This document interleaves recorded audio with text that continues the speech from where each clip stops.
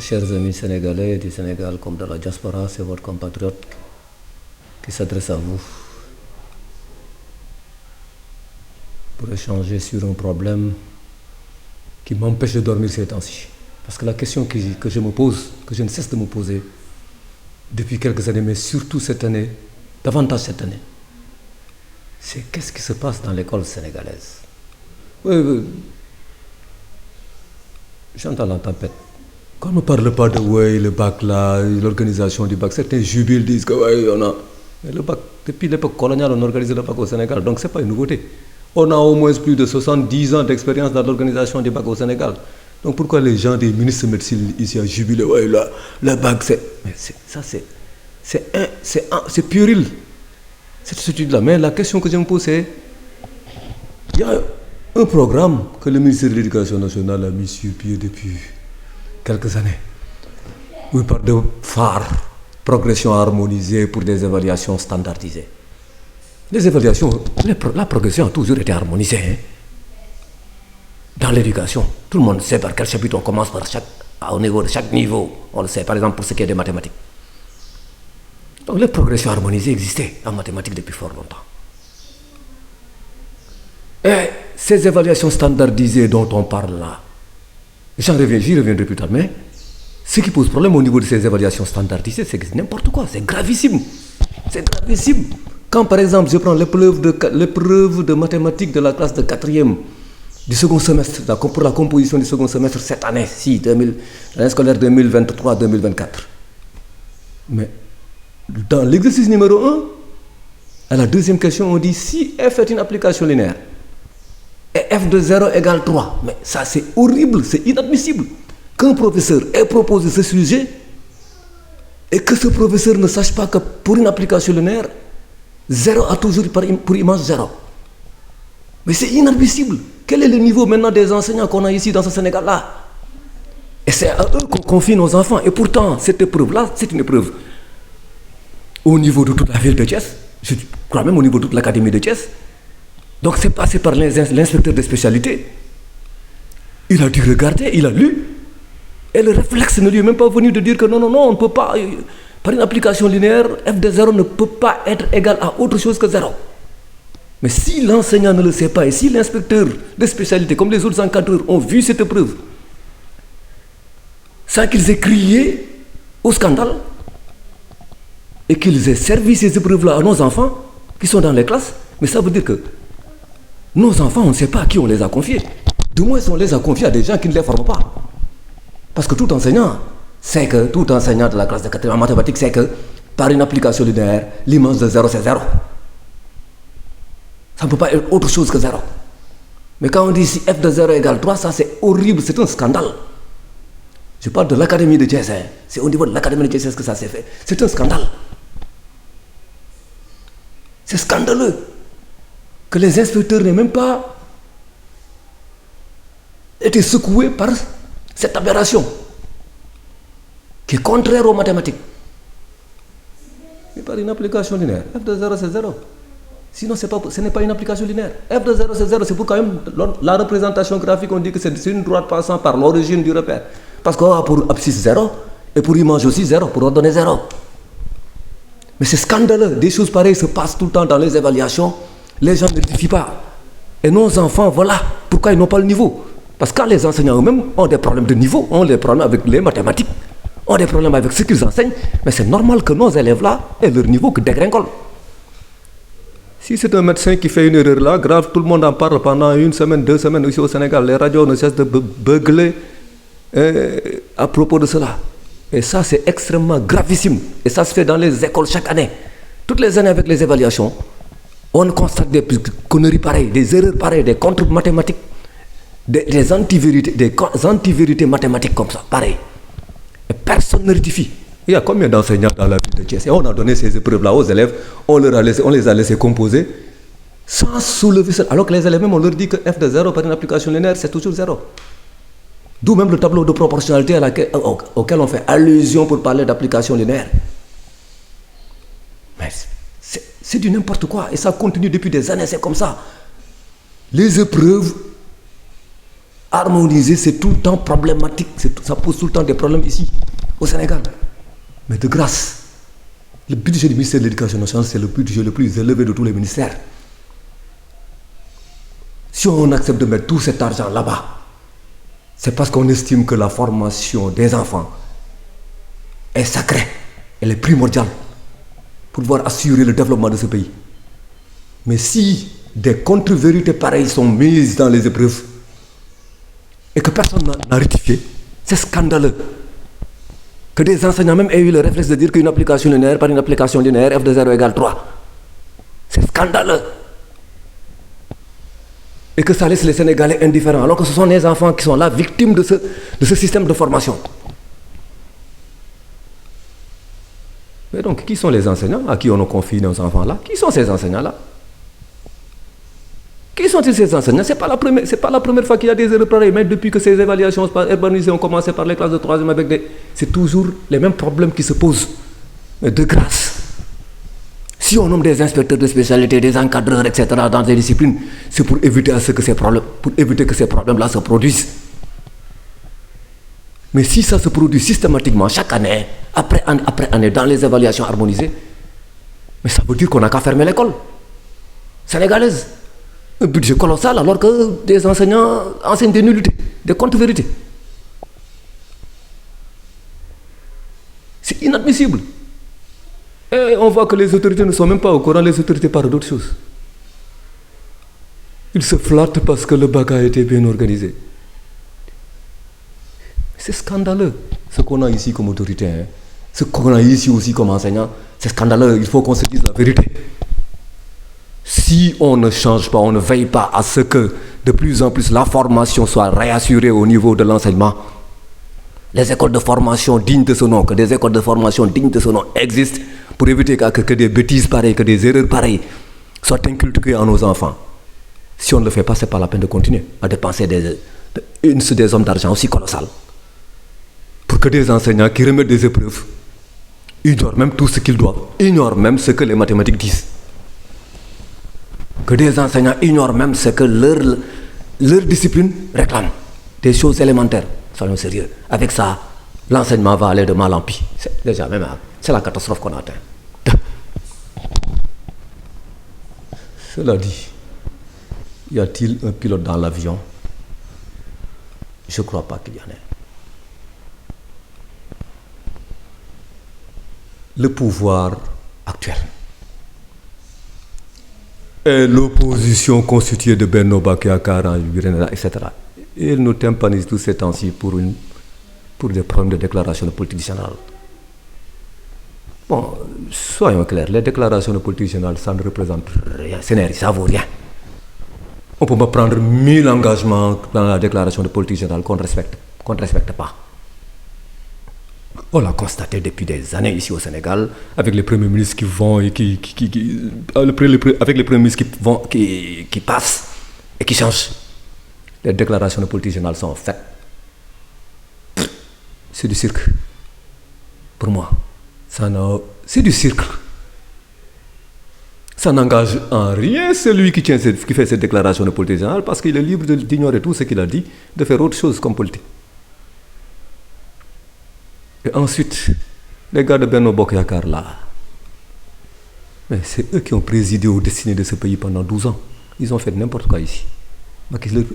La dette qu'ils ont trouvée au niveau de 2700 milliards de francs CFA, ils l'ont amenée à pratiquement 14 000 milliards de francs CFA. Autrement dit, 4 000 milliards en... Notre dette là est inférieure seulement de 4 000 milliards à notre PIB. C'est eux qui sont responsables de cette situation. Et Macky Sall, qui était leur chef, qui était le président de ce pays, c'est lui qui a fait n'importe quoi ici en donnant des contrats à Total, alors que son ministre y était opposé, en disant que non, Total, ce qu'il nous offre, c'est le tiers de ce que le premier nous offre. Les BP Cosmos. Malgré tout, il a dit, niet, on va signer pour Total. Et pourquoi? Parce qu'il est français. Il n'est pas sénégalais. Il défendait les intérêts français, pas les intérêts sénégalais. La preuve, c'est que Macron l'a récompensé avec un poste. D'après ce que j'ai entendu. Bon. Donc Benno Bokk Yakaar n'a rien à proposer au Sénégal comme ce qui constitue la démocratie, le respect des Sénégalais, le respect des... Parce qu'eux ont été les premiers à violer tout cela. avec leur président qui a fait un putsch. Ils ont accompagné ce président dans son putsch. Lorsqu'il a fait une proposition à l'Assemblée nationale s'est mobilisée pour cautionner le putsch, comme Macky Sall l'avait fait en 2024, en reportant les élections, en refusant d'organiser les élections au mois de février 2024. C'était un scandale. Et ils ont applaudi ce que Macky Sall avait fait en faisant un putsch. C'est la première fois dans l'histoire du Sénégal, depuis Mamadou Dia Senghor. Ensuite, ils ont voté même la loi d'amnistie qu'il a voté pour libérer ses Sonko et ses Diomaye Faye. Les partisans des Sonko et ces Tchala, ces gars de Benno Bokk Yakaar, ils ont été ensemble. Ceux qui ont accepté le deal que Macky Sall leur a proposé de faire un putsch et de libérer les Sonko et les Diomaye Faye. C'est des complices, c'est eux qui ont détruit ce pays, c'est eux qui n'ont aucun, que ce soit Benno Bokk Yakaar, que ce soit les Pastef là, ils sont tous pareils. Ils sont des bonnets blancs, bonnets. Le Sénégal ne les intéresse pas. Sinon, ils n'auraient pas cautionné un putsch. Le Sénégal ne les a jamais intéressés. Donc, qui ne nous tympanise pas avec des DPG, déclarations de politique générale, on s'en fout, ça ne nous intéresse en rien. Ça n'avancera le Sénégal à rien. Qu'ils sont quoi à faire la déclaration de politique générale ou pas. C'est pas ça qui pose problème au Sénégal. C'est pas ça. C'est pas le fait que Sonko n'aura pas fait de déclaration de politique générale qui fera que les Sénégalais auront faim. Les Sénégalais souffrent depuis longtemps, ont faim depuis longtemps. Le chômage est pratiquement généralisé dans ce pays. Et ça, depuis le régime avant Macky Sall, Abdoulaye Wade, et après, avec Macky Sall aussi, ça s'est généralisé, le chômage. Les temps sont durs, la vie est dure. Ça, c'est pas une déclaration de politique générale qui va faire que les ventres vides des Sénégalais là vont se remplir. Ce n'est pas une déclaration de politique générale qui va faire que les chômeurs qu'il y a en grande quantité vont trouver du travail du jour au lendemain comme un coup de baguette magique. Comme par un coup de baguette magique. Qu'on ne se foute pas de notre gueule, que les Sénégalais ont assez souffert. Et en ont assez de leur combine. Ils ne valent rien, que ce soit les gens de Benno Bokk Yakaar, de Pastef. C'est des bonnets blancs, c'est du bonnet blanc, bonnet. Les Sénégalais ne sont pas intéressés par la déclaration de politique générale. Que Sonko la fasse ou pas, peu importe pour les Sénégalais. Ce qui intéresse les Sénégalais, c'est comment faire pour régler leurs problèmes, les problèmes qui ne cessent d'augmenter. La crise perpétuelle dans laquelle les Sénégalais sont plongés. Comment la régler? Comment parvenir à contourner cette crise ou bien à diminuer son impact sur les Sénégalais? C'est ça qui intéresse les Sénégalais. Ils nous font perdre du temps avec des crises factices qu'ils ont créées qui n'intéressent pas les Sénégalais. Et maintenant, le pouvoir en place aussi, c'est l'irresponsabilité.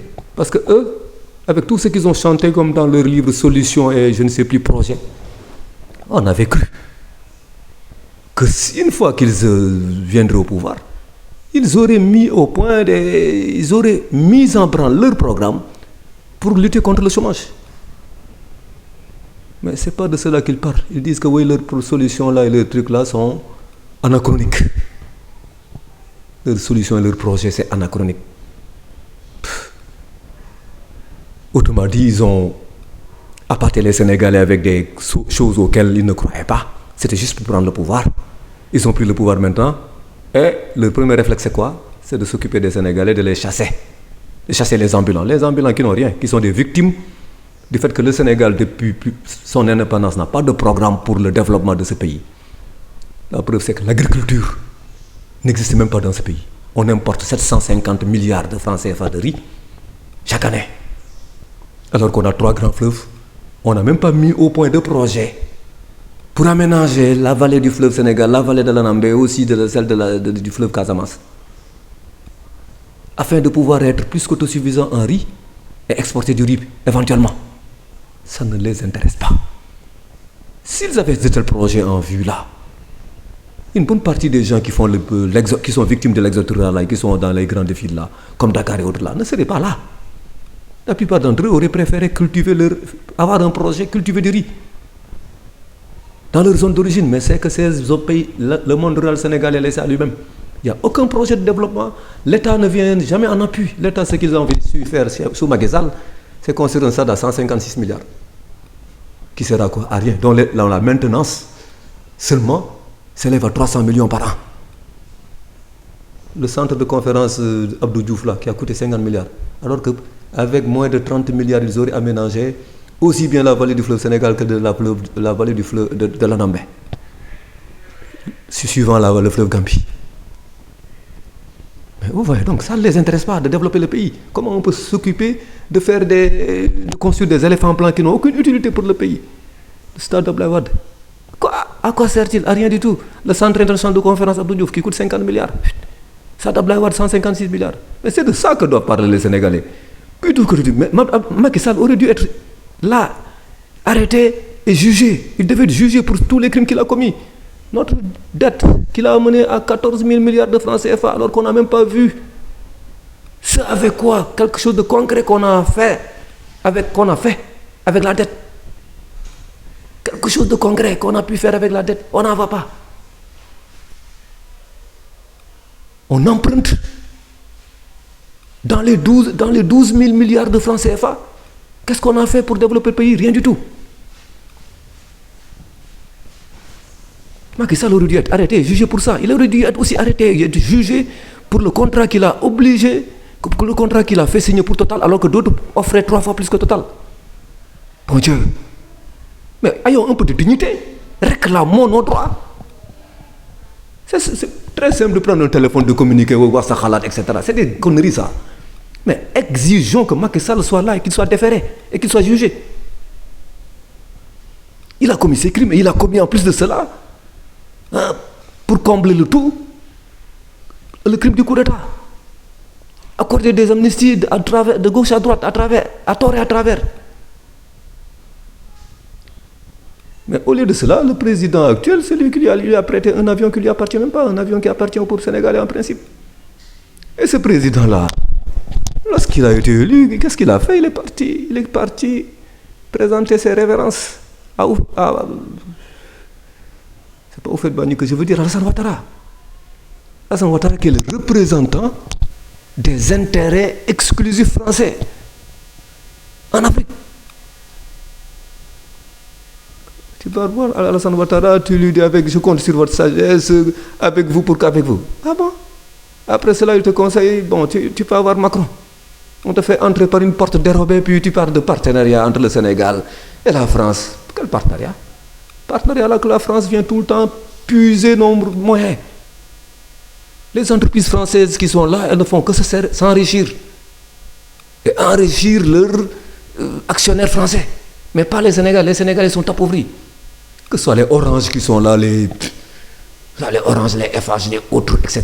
Elles sont là pour s'enrichir, elles ne sont pas là pour le bien des Sénégalais, au contraire.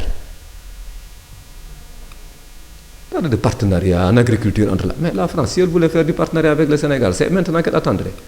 Après 64 ans de soi-disant indépendance du Sénégal, là, c'est maintenant qu'elle songera à aider le Sénégal à développer son agriculture. Mais soyons sérieux. La France n'est pas là, ne sera jamais là pour développer quoi que ce soit au Sénégal. La France est là.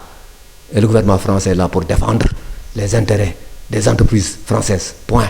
Barre. Et ensuite se présenter devant les Maliens là et dire que ouais, nous allons vous ramener dans la CEDEAO. La CEDEAO c'est quoi? La CEDEAO ce n'est que le poste avancé des intérêts occidentaux en Afrique. La CEDEAO, avec toute la corruption qu'il y a ici, ces leaders-là ne sont que des représentants des intérêts français occidentaux globalement en Afrique. Et donc des pays se retirent de la CEDEAO, estimant que la CEDEAO ne les respecte pas. Comment on peut être dans un partenariat économique alors que le partenariat exclut le truc comment encore l'invasion? Il y a un pacte de non-agression dans une communauté. On peut être dans une communauté sans avoir un pacte de non-agression. La CEDEAO viole tous ces pactes-là, truc de non-agression, et veut envahir ces pays-là. Et vous voulez que ces pays restent dans la CEDEAO? Qu'est-ce qu'ils vont foutre avec cette CEDEAO? Et ensuite, si on est digne, même si on veut sauvegarder les intérêts du Sénégal, on doit quitter le franc CFA. Le Sénégal devrait travailler à quitter le CFA parce que le CFA, qu'est-ce qu'il nous rapporte? Rien du tout. On perd avec le CFA. Tous les pays de la zone CFA perdent 38 milliards chaque année, rien que pour la confection de cette monnaie, de ces billets, de cette monnaie de là qu'est le CFA. 38 milliards qu'on paye à l'entreprise, je ne sais plus comment, près de Clermont-Ferrand. 38 milliards d'euros. Je me suis trompé, c'est d'euros, 38 milliards d'euros qu'on perd chaque année pour... Et ensuite, la France en profite à chaque fois que la France importe d'ici. Elle nous paie avec du CFA. Le CFA, c'est la monnaie de singe qu'elle nous envoie. La France ne paie rien en commerçant avec l'Afrique. Zone CFA. Parce que c'est une colonie financière aussi. Nous sommes colonisés jusqu'à la moelle. Au lieu de s'occuper, de sortir de ce franc CFA-là, de voir comment faire avec l'association des États du Sahel pour travailler ne serait-ce que sur le volet indépendance monétaire. Travailler avec eux sur le volet indépendance monétaire. On va jouer à l'avocat de la CEDEAO. Qu'est-ce que la CEDEAO pour nous? La CEDEAO, ça ne veut rien dire. La CEDEAO, ce n'est que la peste. Elle ne sert à rien. Elle est là que pour représenter les intérêts, pour veiller aux intérêts des Occidentaux. Tandis que d'autres pays sont en train d'essayer de voir comment se libérer même financièrement de la dépendance par rapport au dollar et par rapport à l'euro. Nous sommes là en train de trembler, de jouer au larbin là devant les Français. Et après on vient gueuler dans les airs. Ouais, on a fait preuve de dignité. Oui, on va remettre en cause. Remettre en cause quoi? Ce que vous avez dit là-bas, on l'a entendu. Vous êtes soumis à la France, dépendant de la France. Ensuite, vous allez emprunter au FMI. Vous alourdissez la dette du Sénégal. Si on paye cette année 1820 milliards pour le service de la dette, l'année prochaine, on paiera 100 milliards au moins de plus, ou 150 milliards. Du fait qu'on a emprunté et qu'on paie le service de la dette, donc va enfler en conséquence. L'année prochaine, on paiera certainement 1950 milliards. Ou bien 2000 milliards comme service de la dette. Mais on n'a même pas les moyens de payer 1000 milliards comme service de la dette. A fortiori, encore moins, 2000 milliards. Donc vous êtes en train là d'entrer dans un cycle perpétuel d'endettement de ce pays. Et au lieu de faire preuve de dignité, vous en prenez aux marchands ambulants, qui n'ont rien à faire, qui n'ont commis que le crime d'être quoi, de vouloir vendre quelque chose. Pour gagner quelque chose, un peu d'argent pour amener chez eux, c'est tout. C'est ça leur crime. Au lieu de faire des projets, aussi bien sur le domaine, on aurait pu comprendre qu'on dise aux marchands ambulants, allez-vous-en parce qu'il y a des entreprises qui ont ouvert et qui ont besoin de travailleurs et qui n'en ont pas. Là, d'accord, j'aurais pu comprendre. Mais il n'y a aucune entreprise ici. Il n'y a aucune industrie ici.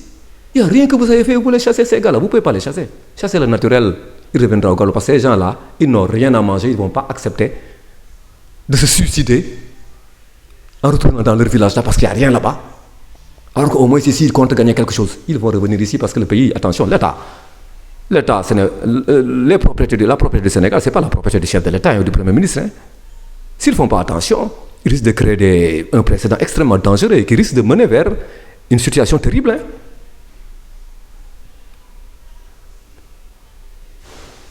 Au lieu d'être digne de voir comment collaborer avec la Chine pour avoir des prêts de développement, déposer des projets dignes de ce nom au niveau de la New Development Bank, qui est la banque des BRICS, pour avoir obtenu des financements en infrastructure, que ce soit pour des aménagements de champs ou bien l'installation de voies ferroviaires, ainsi de suite. Et aller voir les Russes pour aller voir ce que les Russes peuvent parce que les Russes ont une grande expérience dans la construction de chemins de fer.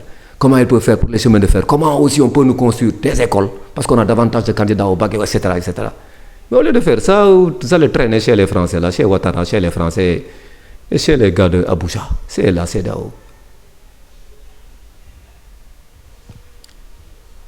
Il n'y a pas de pilote dans l'avion Sénégal. Ces chefs d'État qui sont là et sont sous Premier ministre là, ils sont dans le coma, ils ne savent même pas où mener l'avion parce qu'ils sont, pour eux, ils dorment profondément, il n'y a pas d'avion. Et le Sénégal va vers le précipice. Mais aussi, on l'avait dit à beaucoup de Sénégalais de faire attention. Les vendeurs d'illusions sont nombreux dans ce pays, mais les Sénégalais n'ont jamais voulu nous écouter. Que les vendeurs d'illusions sont nombreux dans ce pays-là. Ils n'ont pas voulu écouter aussi les Sénégalais. C'est pourquoi aussi, ils se sont fait poignarder dans le dos. Et c'est dommage. C'est dommage. Chers Sénégalais, merci de votre patience et au revoir.